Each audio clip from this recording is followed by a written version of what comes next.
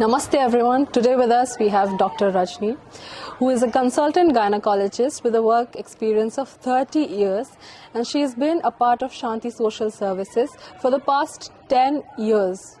Today she is with us because she has given a very knowledgeable and inspirational session on the topic menstrual hygiene and healthy eating here at SSVM.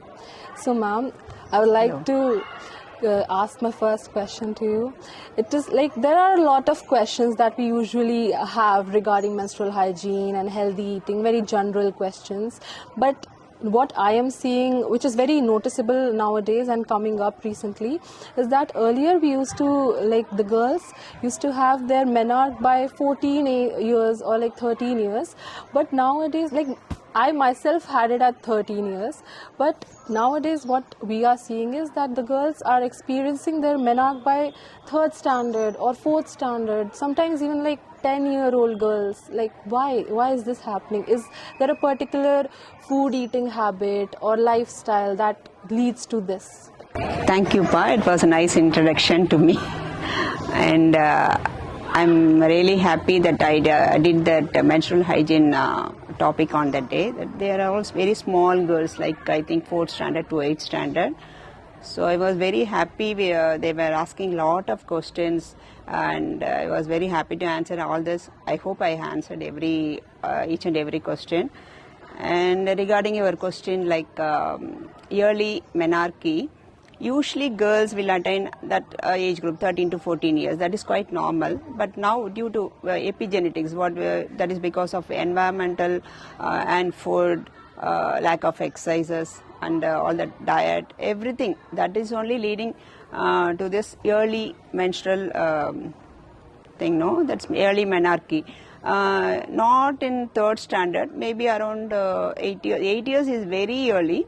Usually girls now we do come across in our OP around 8 years, 10 years. 10 years is very common. 10 to 12 years they are attaining the menarche.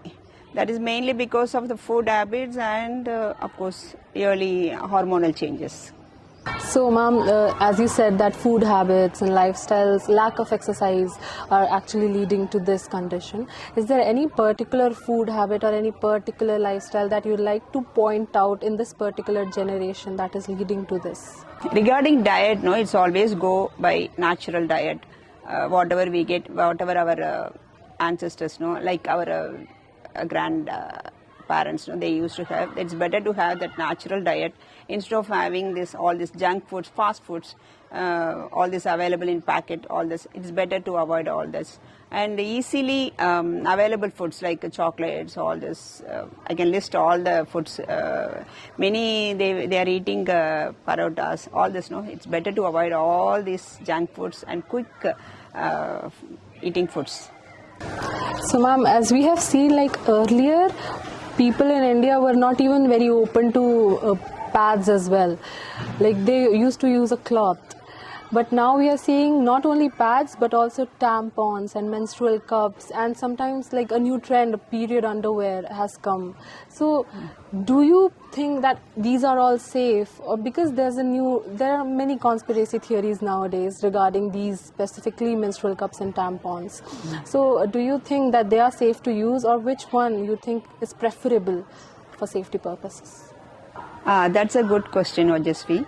Actually, there are a lot of questions and doubts regarding this. Even when I had that class, no, even everybody was asking about the tampons and menstrual cup, everything. So actually, good old days, no, they were using cloth. But that is very unhygienic because it needs proper cleaning. They won't dispose with one use. So they will be using again and again.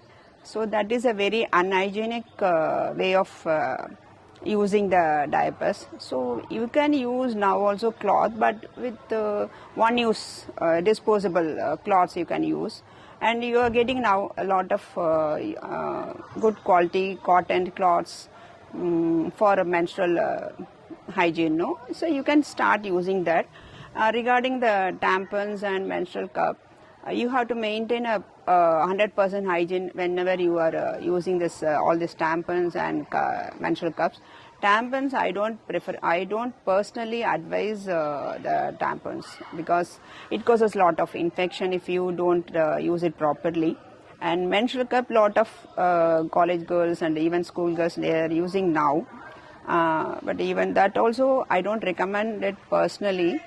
It is according to their convenience they are using, but I advise them to have it under very perfect hygiene conditions. Otherwise, you can use a disposable one-use pads. That is, in my opinion, that is perfect for menstrual hygiene. So, ma'am, there are many myths like regarding food habits. As we talked earlier about food habits, there are many myths that you shouldn't have cold things during periods, and you shouldn't eat rice also in some houses. You shouldn't have things that are below room temperature during those 5 days. Is it true or is it just a myth? Does it affect your health actually? As far as the food is concerned, it's better you take, the first thing is I advise them to take adequate rest. Better avoid sports, all this jumping activities during menstruation.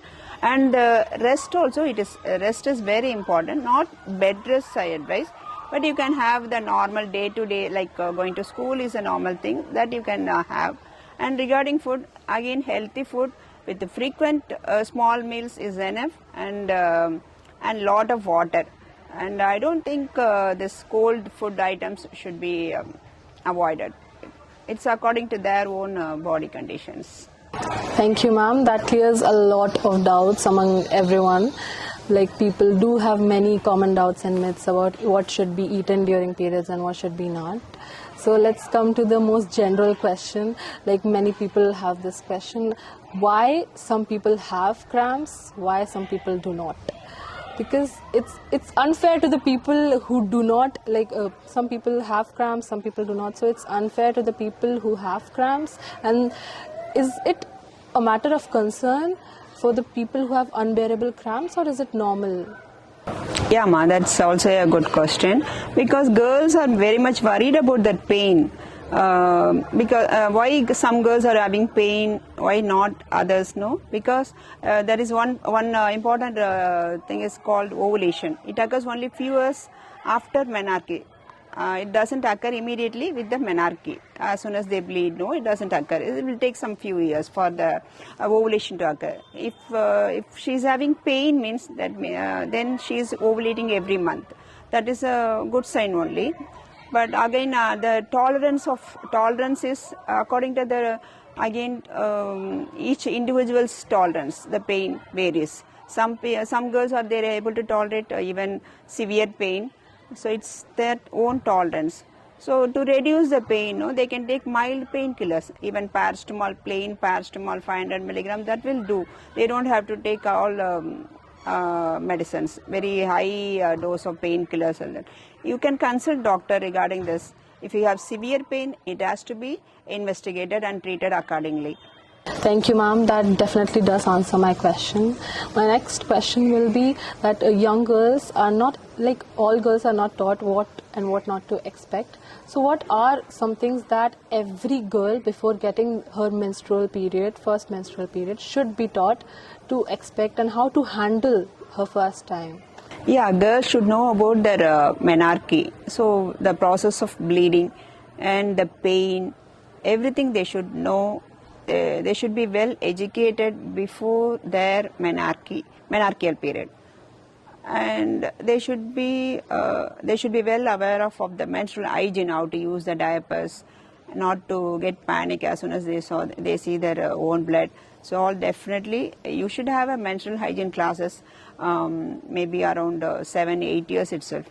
If they are aware of that, then there is nothing to get panic, no? So they'll be treating the menstruation as a normal, very normal phenomenon, and they will come over with this. Yes, ma'am, that is actually true. But why only girls should be informed? It is a topic which should be told to the boys as well. They should also know that what is happening. They should be well informed so as to act as a support system to the girls. And being totally unaware of something is just plain ignorance. So what are your thoughts on that? Yes, creating awareness among boys is very, very crucial thing, because they should only support and give care to the girls, because like their classmates, or even when they go in bus, something, if they notice, they have to give initial support and care. That is very important, and creating awareness among boys is very, very important thing, and they should be well educated regarding this menstruation and all this diapers and everything, they should know.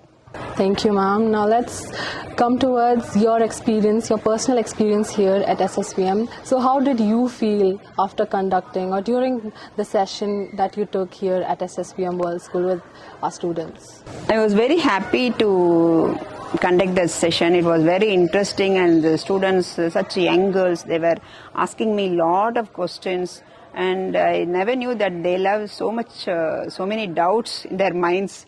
So I was able to answer, I think. So hopefully it was a very nice experience. Thank you so much, ma'am. It was a splendid experience to talk to you and get to know about things that many of us did not know. And thank you so much for putting in your time and your effort, whether it be the session or here talking with you 1v1. Since I'm an aspiring gynecologist myself, I had a lot of questions which cannot be covered in this video, of course.